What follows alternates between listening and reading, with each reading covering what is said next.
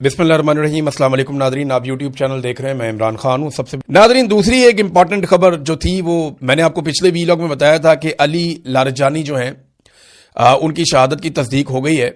इससे पहले मैंने आपको खबर दी थी कि ईरान के अंदर ये कहा जा रहा था कि नहीं, शहादत नहीं हुई, लेकिन बिलाखिर तस्दीक हो गई कि अली लारजानी की शहादत हो गई है और उनके अपने अकाउंट से इसको तस्दीक किया गया। बिस्मिल्लाहिर्रहमानिर्रहीम। मिल्लत अजीज और सरबुलंद ईरान, अल्लाह का बंदा अल्लाह से जा मिला, अल्लाह का बंदा शहीद होकर अल्लाह से जा मिला। इस तरीके से उन्होंने ये एक उनके अकाउंट से ट्वीट करके ये अनाउंसमेंट की गई है। और इसके बाद ईरानी अफवाज ने मुसाद और इसराइल के खिलाफ जहन्नुम के दरवाजे खोलने की धमकी दी और उसके फौरन बाद हमने देखा कि बड़े पैमाने पर बमबारी शुरू हो गई है और इसराइल पे बहुत तेजी से बम बरसाए जा रहे हैं। जो मनाजर दिखाई दिए गुज़िश्ता रात में वो बड़े खौफनाक थे। अली लारजानी एक ऐसी मोतदल आवाज थे जिनके साथ मुज़ाकरात किए जा सकते थे। इसराइल एक एक करके वो तमाम आवाजें बंद कर रहा है और अमेरिका के रास्ते भी बंद कर रहा है। यानी अमेरिका ने अगर मुज़ाकरात करके यहां से निकलना है तो ऐसे मोतदल लोगों से ही मुज़ाकरात होंगे ना, जिनकी मुज़ाकरात करने की कैपेसिटी है। जब ज्यादा सख्त गीर लोग आ जाएंगे जो मरने मारने पर तुले होंगे तो उनसे क्या मुज़ाकरात किए जाएंगे। जो आयतुल्लाह अली खामनाई जिन्हें शहीद किया गया, उन्होंने फतवा दिया हुआ था कि हम एटम बम नहीं बनाएंगे। अब उनके बाद उनका फतवा किधर गया। अब अगर ईरान एटम बम बनाता है, मैं आगे चल के आपको बताता हूं कि ये आबनाए हुर्मस को खुलवाना अमेरिका के लिए कितना जरूरी और कितनी बड़ी मुसीबत बन गया है। लेकिन लारजानी के बाद सईद जलीली को अब लगा दिया गया है नेशनल सिक्योरिटी काउंसिल का सेक्रेटरी। इससे पहले वो थे। तो इसराइल अमेरिका के रास्ते बंद कर रहा है, हर ऐसी आवाज को खामोश करवा रहा है, हर ऐसे लीडर को कत्ल कर रहा है जिसके साथ मुज़ाकरात या बातचीत हो सकती है। लिहाजा ये जंग ऐसा लगता है कि अब लंबी चलेगी। तो डोनाल्ड ट्रंप को जो है वो हर हाल में आबनाए हुर्मस को खुलवाना है। ये खुलेगी कैसे? देखिए ऑप्शन क्या है उनके पास। नंबर एक तो यह है कि बहुत सारे मुमालिक डोनाल्ड ट्रंप के साथ मिल जाएं और मिलकर ईरान के ऊपर दबाव डालें, चाहे लड़के डालें चाहे वैसे डालें, और ये आबनाए हुर्मस जबरदस्ती खुलवा दें। उसमें ईरान को कोई ना कोई फेस सेविंग इन्हें देनी पड़ेगी या उनसे लड़ना पड़ेगा। दूसरा रास्ता यह है कि अमेरिका अकेला खुलवा दे, लेकिन उसमें अमेरिका को बहुत ज्यादा कुर्बानी देनी पड़ेगी, बड़ी तकलीफ बर्दाश्त करनी पड़ेगी, नुकसान बर्दाश्त करना पड़ेगा, क्योंकि ईरान मारेगा, ऐसे तो बैठेगा नहीं। तीसरा, पहले जंगबंदी हो जाए, उसके बाद फ्री कैन बैठ जाएं और बैठकर ये कहें कि जनाब ईरान के हम ये मामलात मान लेते हैं, ईरान हमारे ये मामलात मान ले, और ये आबनाए हुर्मस को खोल दिया जाए। इसमें रशिया और चीन, पाकिस्तान इवन और तुर्की बड़ा इंपॉर्टेंट रोल प्ले कर सकते हैं। एक तरीका यह भी है। चौथा एक तरीका है जिसके ऊपर अभी कोई बात नहीं कर रहा, ना कोई करना चाहता है। ईरान एक एटमी तजर्बा कर दे और उसके बाद खुद ही आबनाए हुर्मस खोल दे कि जनाब हमने अपने आप को अब महफूज कर लिया है, अब अगर जो हमारे साथ लड़ेगा तो वो नतायज का जिम्मेदार खुद होगा। सारी दुनिया ये जानती है कि ईरान जिस तरह धमाके करता है या जिस तरह जवाब देता है वो कोई कसर नहीं छोड़ता। लिहाजा जब उसके बाद एटम बम होगा ना तो ये लड़ाई खत्म हो जाएगी हमेशा के लिए, ऐसा दिखाई देता है। फिर वो आबनाए हुर्मस गुडविल जेस्टर के तौर पे खोल देंगे, ठीक है सारी दुनिया यहां से ट्रेवल करे, हम भी तिजारत करें, आप भी तिजारत करें, कोई किसी को नहीं रोकेगा। तो फिर एक नई सिचुएशन बन जाएगी। अमेरिका का अकेलापन जो है वो डोनाल्ड ट्रंप को काटना शुरू हो गया है और अमेरिकन के लिए मुश्किल बढ़ रही है। यानी बर्तानिया, जर्मनी और फ्रांस, ये वो मुमालिक हैं जो हमेशा अमरीकी इत्तेहाद की रीढ़ की हड्डी रहते थे। ये बहुत अमेरिका के लिए बढ़ के बातचीत भी करते थे, दुनिया के सामने नैरेटिव भी रखते थे।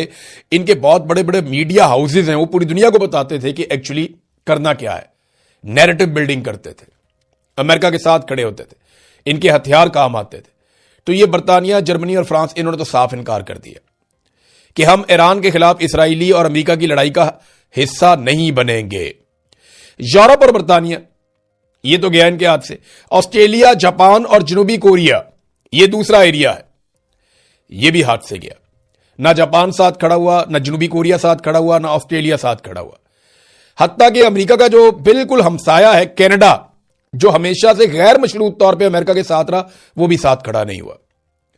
तो डोनाल्ड ट्रंप जो है वो अकेले होते चले जा रहे हैं। अरब ममालिक जिन्होंने अमेरिकन को अपने लिए एक हिफाजत का जिम्मेदार समझा था, यहां पे बहुत सारे फौजी अड्डे बनाकर दिए, अरबों डॉलर्स अमेरिका के ऊपर खर्च किए उन्होंने, अरबों डॉलर्स उन्होंने दिया अपनी हिफाजत के लिए। वो जो अरब ममालिक हैं वो भी अब देख रहे हैं कि हमारी हिफाजत नहीं हो पाई। उन्होंने अमेरिकन को यहां से दौड़ते हुए देखा, वो अपने बहरी बेड़े उठा के किधर पीछे ले गए पानियों में। कि ईरान उन्हें तबाही ना कर दे। फिर एक अमेरिकी बहरी बेड़ा जो यूएसएस जेरल्ड है, वो वहां पे उसमें आग लगी हुई है और वो आग बुझ नहीं रही, काफी देर हो गई है, समंदर के अंदर है वो, उसके अंदर आग लगी हुई है, वहां काफी नुकसान हो गया है, फौजियों के सोने के बिस्तर शिस्तर भी जल गए, वो बहुत बुरे हालात हैं बेचारों के। तो अमेरिकन के लिए एक से बढ़ के एक मुसीबत है। डोनाल्ड ट्रंप को यहां तक कहना पड़ गया कि जनाब अब तो नेटो किसी काम का नहीं रहा, जब ताउन की जरूरत थी तो नेटो ने तो ताउन किया नहीं, अब अमेरिका को भी नेटो की जरूरत नहीं रही। तो सवाल यह पैदा होता है कि सेंट्रल एशिया के वो ममालिक या यूरोप के वो ममालिक जो रशिया के मुकाबले में अमेरिका को अपना सेवियर समझते थे कि हमें बचाएगा, शहबाज शरीफ ने क्या कहा था कि you are the saviour of South Asia, आप पूरे जनूबी एशिया के एक सेवियर हैं, मुहाफिज हैं, डोनाल्ड ट्रंप को कहा, सैल्यूट भी मारा। तो क्या वो वाकई मुहाफिज हो सकता है? ईरान ने नाको चने चबवा दिए हैं, तो रशिया और चाइना क्या करेंगे, लोग ये सोच रहे हैं। तो ऐसा दिखाई देता है कि वर्ल्ड ऑर्डर तब्दील हो रहा है। अब यह नहीं होगा कि अमेरिका के पांव में सबका पांव, वो एक कहावत है ना कि हाथी के पांव में सबका पांव, अब वो नहीं होगा। अमेरिका के पांव में सबका पांव वाला मामला खत्म हो जाएगा। अब सारे अपनी अपनी पॉलिसी बनाएंगे, अपने अपने तरीके से चलेंगे, दुनिया में नए इत्तेहाद बनेंगे, नए उसूलों के मुताबिक बनेंगे, और उसके इशारे यूरोप से आना शुरू हो गए हैं।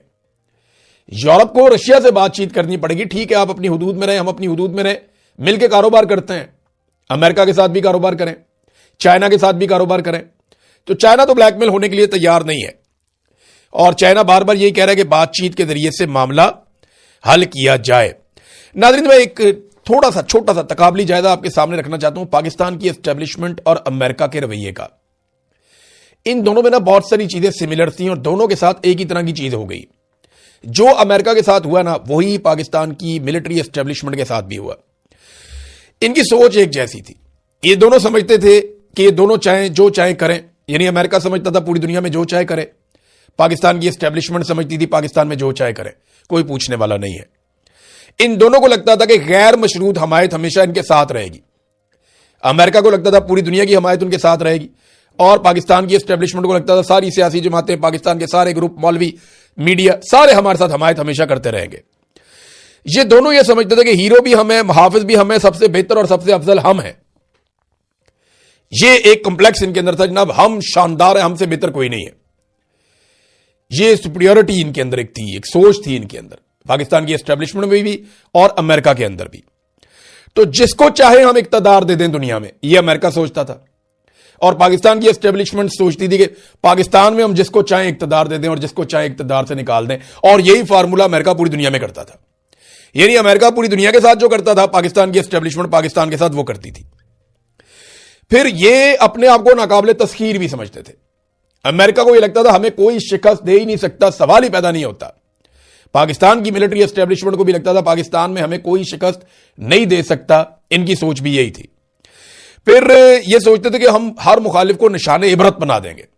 अमेरिका को भी यही लगता था और पाकिस्तान की मिलिट्री एस्टेब्लिशमेंट को भी यही लगता था। अमेरिका ने जिस जिस मुल्क का रुख किया वहां पे तबाही और बर्बादी फेर दी, लेकिन पाकिस्तान की मिलिट्री एस्टेब्लिशमेंट ने भी हर एक को अपने ताबे कर दिया या तबाह और बर्बाद कर दिया, जो खिलाफ खड़ा हुआ उसको मार दिया। तो ये दोनों की मिथ टूट गई, पाकिस्तान की एस्टेब्लिशमेंट की मिथ तोड़ दी।